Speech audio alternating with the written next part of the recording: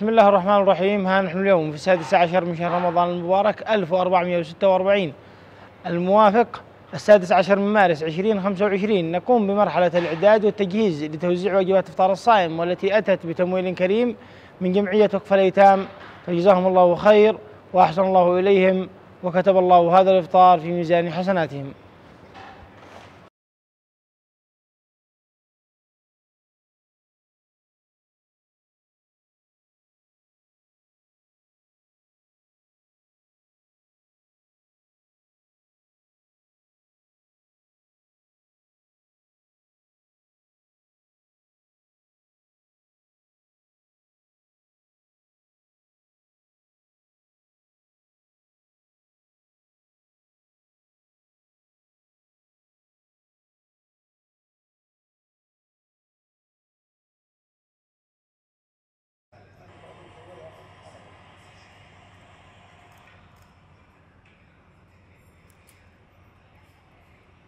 بيصغروا لنا.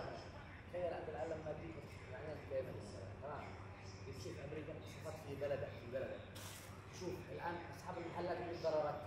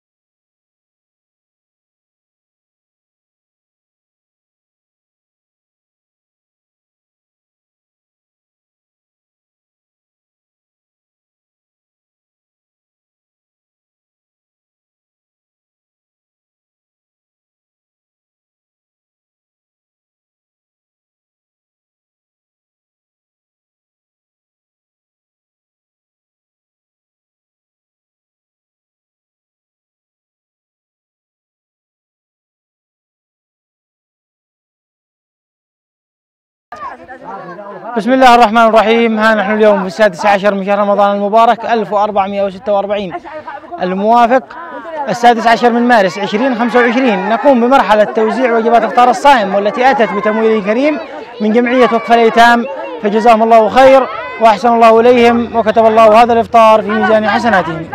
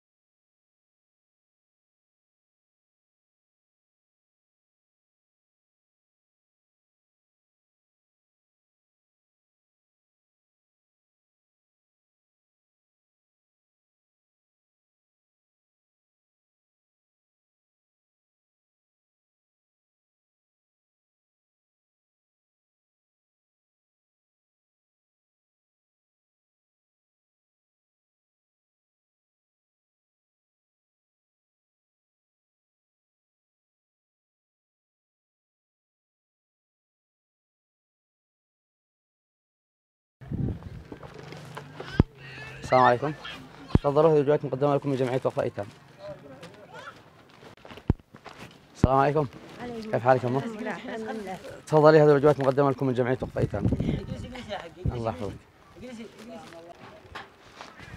السلام عليكم. كيف حالك؟ تفضل، هذه الوجبات مقدمة لكم من جمعية وقف أيتام. السلام عليكم. كيف حالك يا أمي؟ تفضلوا، هذه الوجبات مقدمة لكم من جمعية وقف أيتام. السلام عليكم. تفضلوا، هذه الوجبات مقدمة لكم من جمعية وقف أيتام. شكرا. أهل البيت. السلام عليكم. تفضلوا، هذه الوجبات مقدمة لكم من جمعية وقف أيتام.